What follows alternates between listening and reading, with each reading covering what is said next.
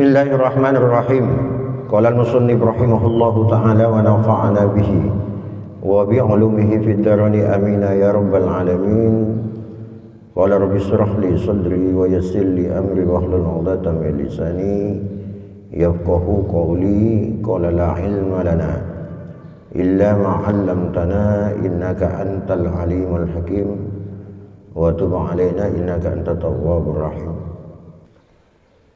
Wa amal amiyu, dan adapun orang yang awam, orang yang tidak mengerti sama sekali, idza surifa anil haqqi binau'i jadalin, ketika dipalingkan anil haqqi dari kebenaran, binau'i jadalin, dengan satu macam perdebatan, fayumkinu ayyuradda ilaihi, maka itu mungkin untuk dikembalikan ilaihi kepadanya, bimislihi, dengan seumpamanya. Seumpama di sini adalah dengan perdebatan juga. Qabla ayashtadda ta'assubu lil ahwa'i, sebelum mengeras apa ta'assubu, kemembabi butaannya itu, lil ahwa'i, karena menuruti hawa nafsu. Jadi kalau orang yang awam, yang memang tidak paham apa-apa, ketika kita kasih penjelasan, itu bisa saja dia itu kita bawa kepada jalan yang benar, kita arahkan. Setelah dengan argumen dan penjelasan-penjelasan yang kita sampaikan, selagi dia itu belum ta'assub, belum membabi buta, belum menuruti hawa nafsunya. Karena kadang ada orang itu meskipun dia tidak mengerti sama sekali, tetapi kalau orang itu sudah mengikuti hawa nafsunya, maka kebenaran apapun diberikan kepadanya dia tetap tidak bisa menerima. Kalau dalam istilahnya kita orang Madura itu disebut apa? Mukong. Lengat tebereng mukong nih bro.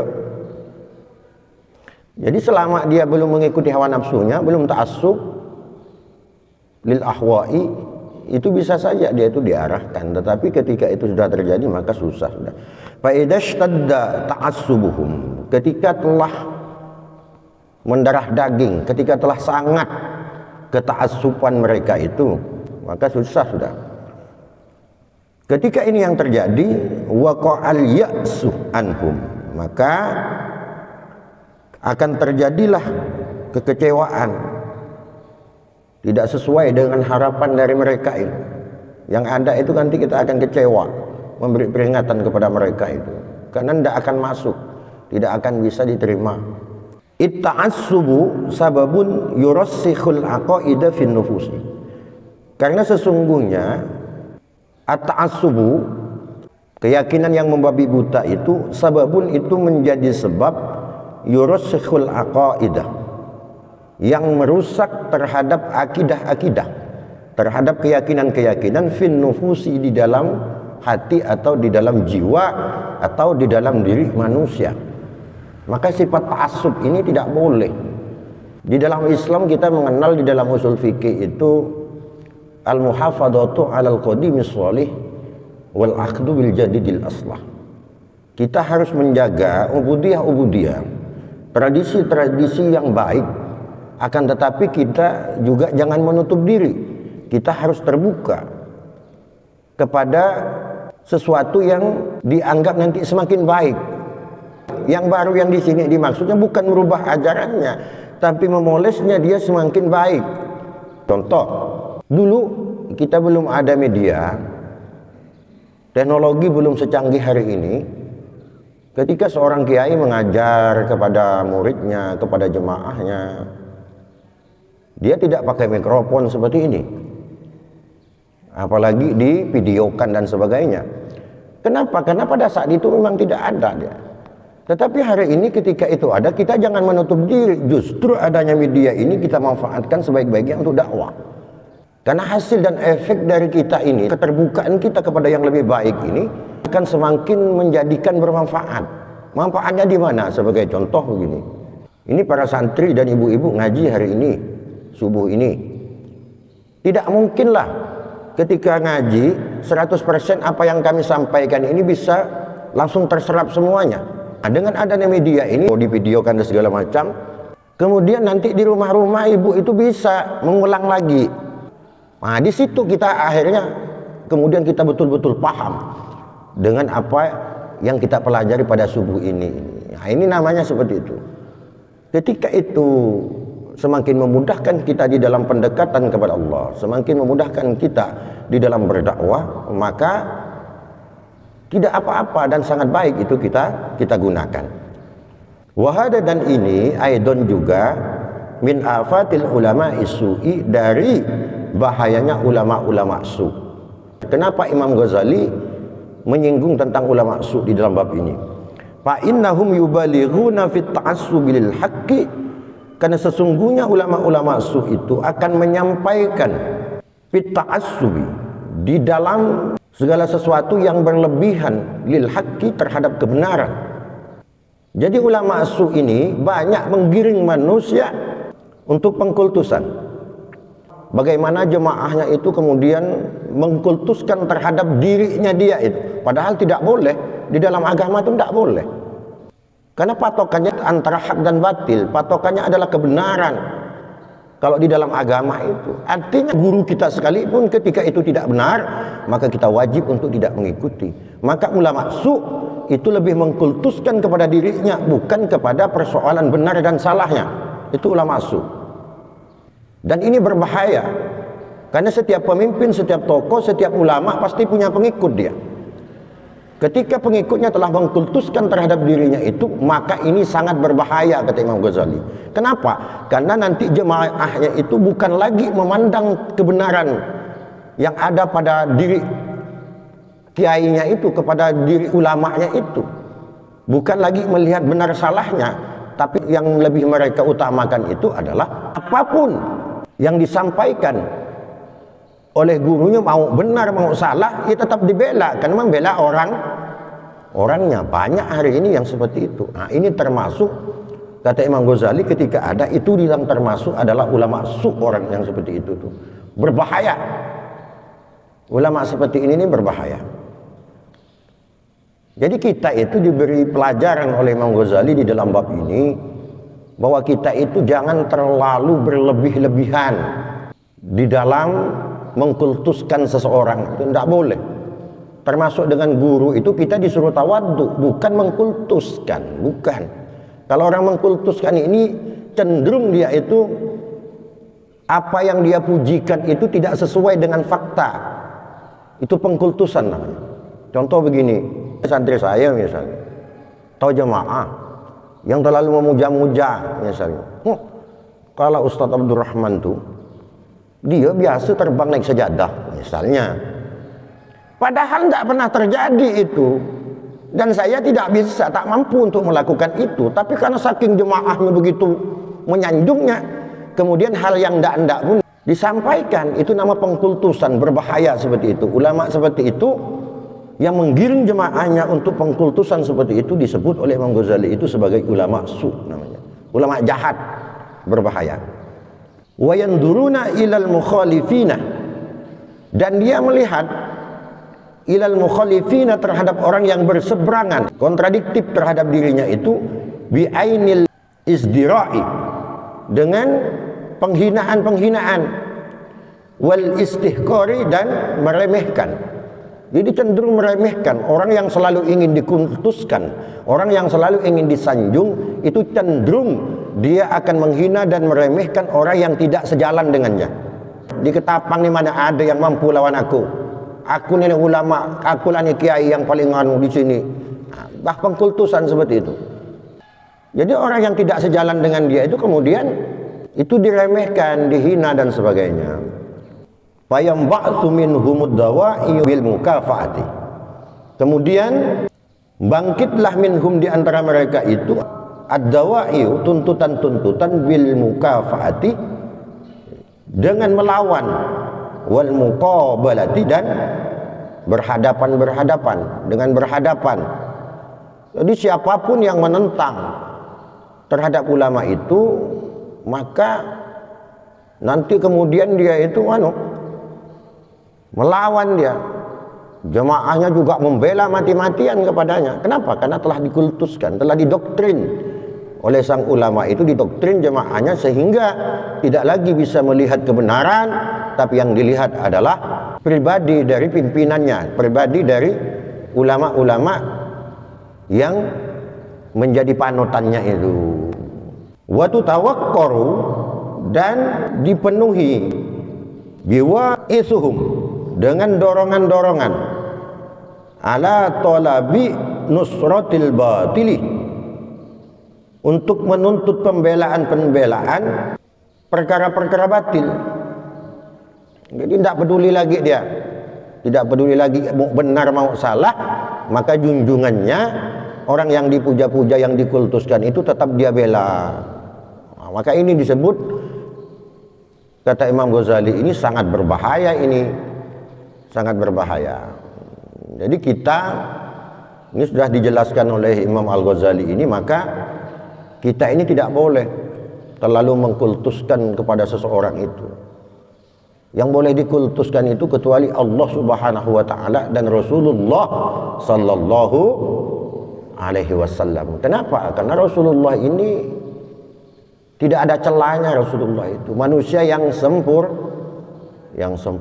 Kalau manusia setinggi apapun ilmu dan kealimannya, sedikjaya apapun, sehebat apapun, pasti dia menyimpan sisi-sisi kelemahan dari sifat kemanusiaannya.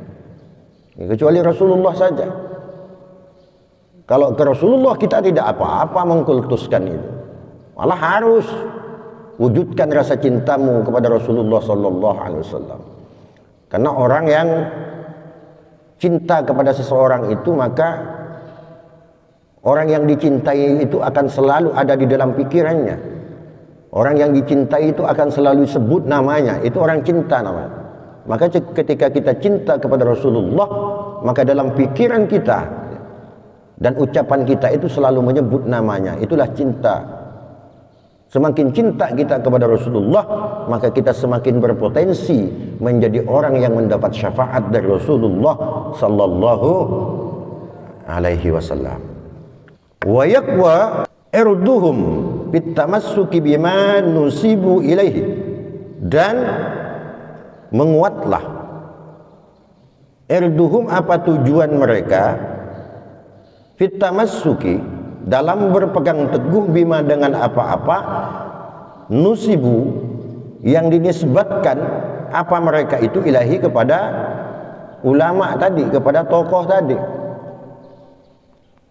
Karena mereka itu menyangka bahwa dengan membela itu adalah itu membela agama.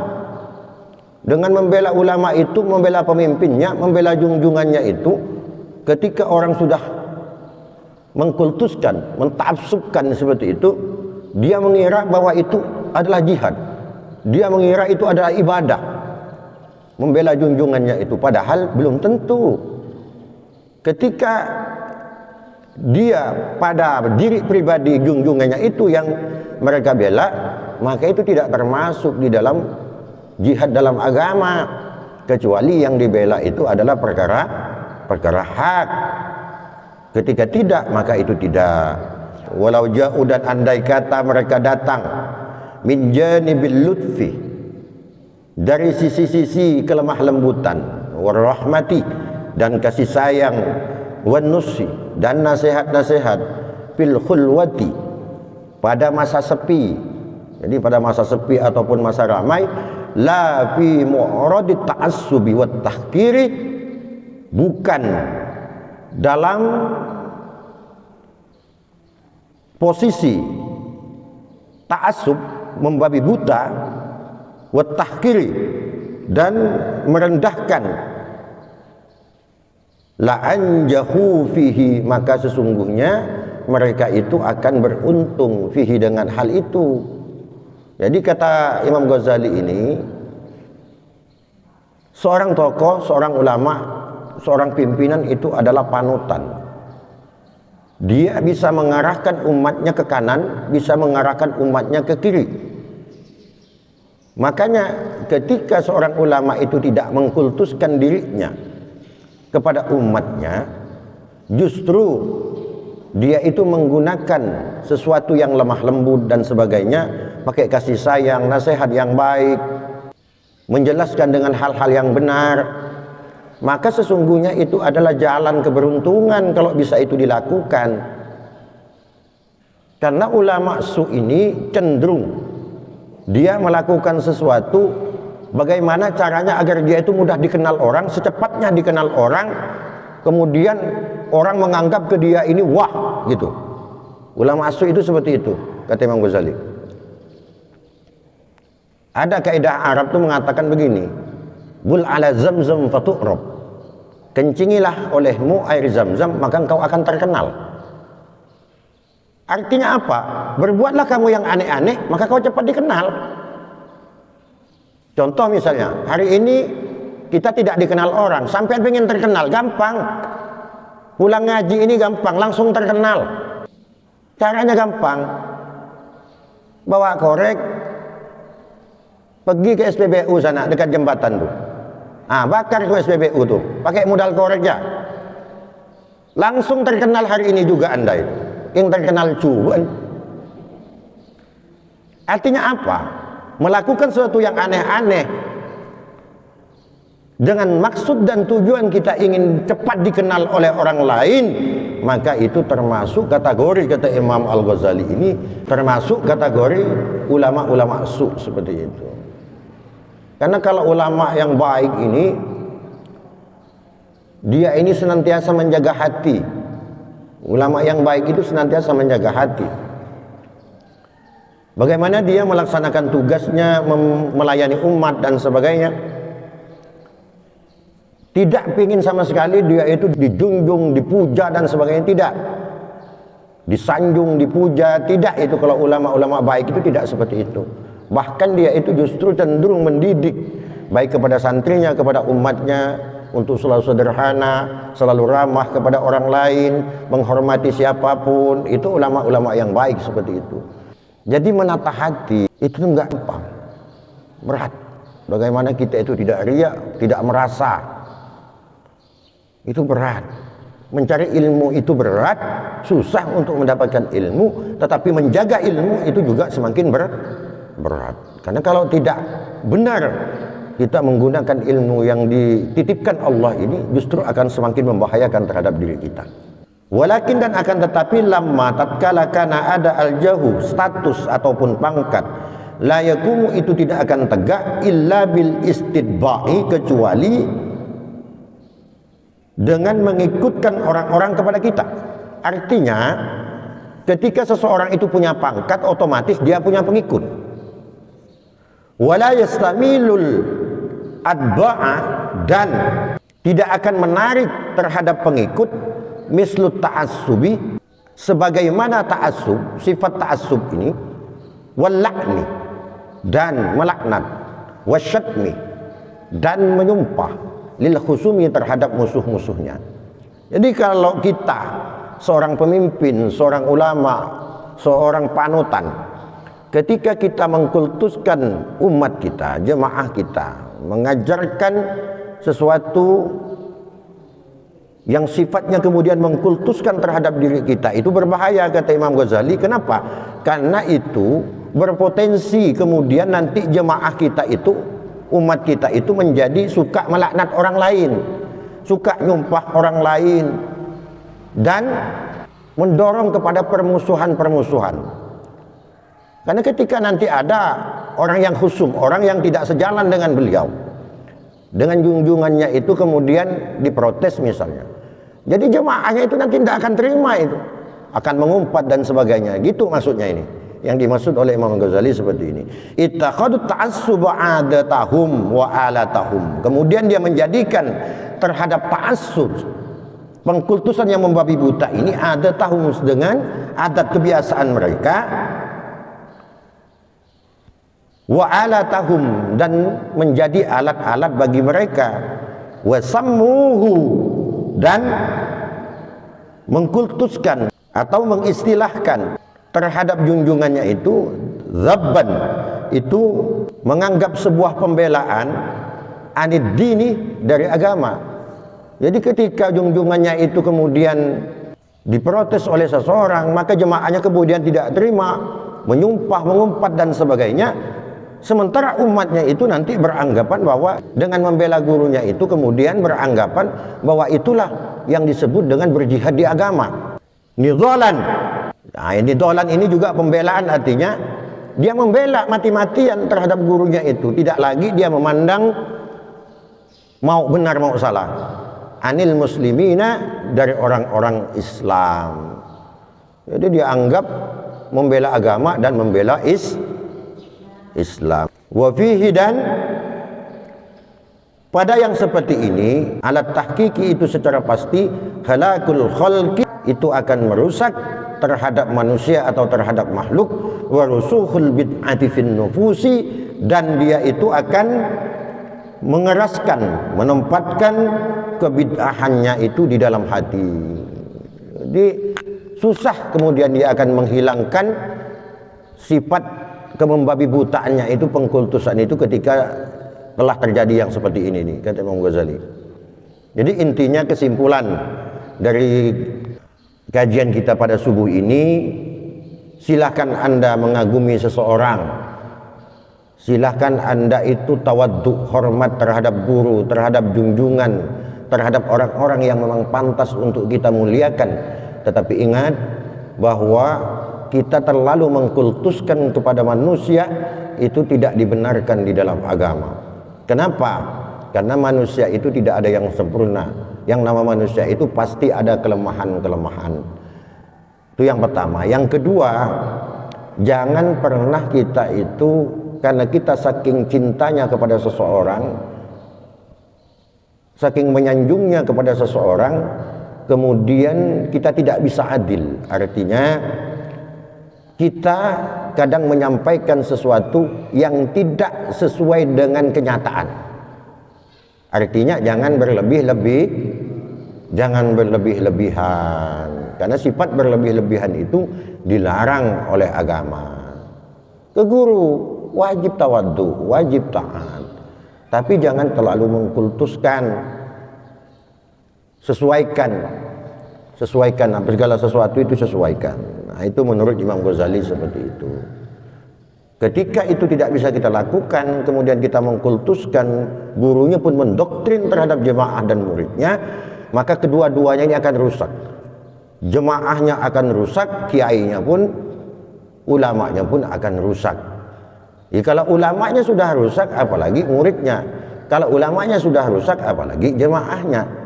Sama-sama rusak. Yang awalnya tujuannya kita mencari ridho Allah, justru yang kita dapat itu adalah murka Allah. Na'udzubillah. Mungkin ini sampai di sini kita untuk subuh ini. Untuk selanjutnya nanti kita akan membahas tentang khilafiyat. Wa amal khilafiyatu allati uhdisat fi hadhihi al-a'saril mutaakhirah.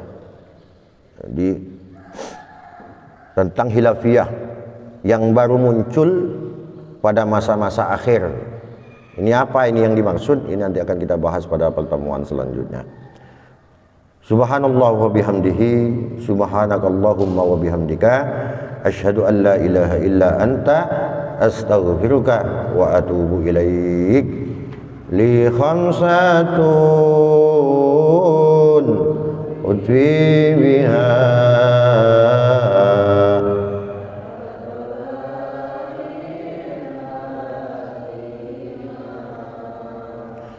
al-Mustafa wal-Murtada wabnahuma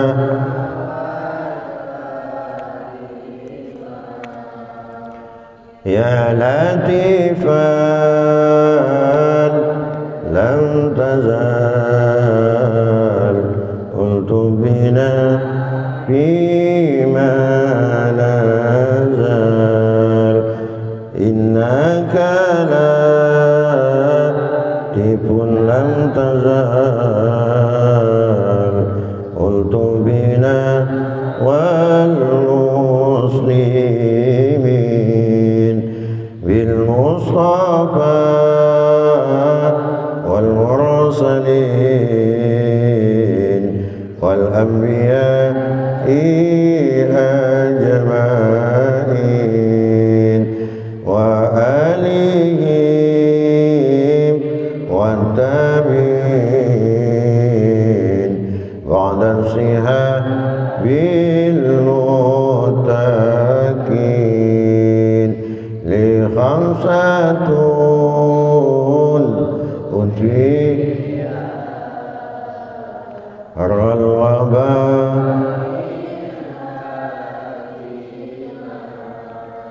المصطفى والمرتضى وابنهما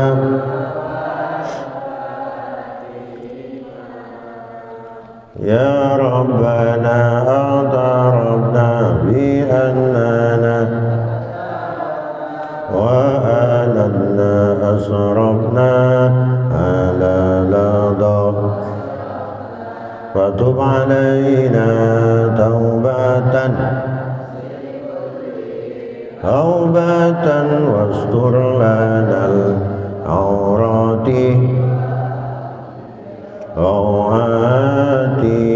واغفر لوالدينا ربي ومولودنا والآل والإخوان وسائر الخلان وكل ذي محبة أو جيرة أو صحبة والمسلمين أجمع آمين ربي أسمع فضلا وجودا منا لك بإحسان منا بالمصطفى الرسول نهضى صلى وسلم ربي عليه عبد الحب وآله وصحبه عدد تخصيصه وآله وصحبه عدد تخصيصه والحمد للإله في البدء والثناء يا رب بأننا اقتربنا وأننا أسرفنا على لظى يا ربنا اقتربنا وأننا على لظى أسرفنا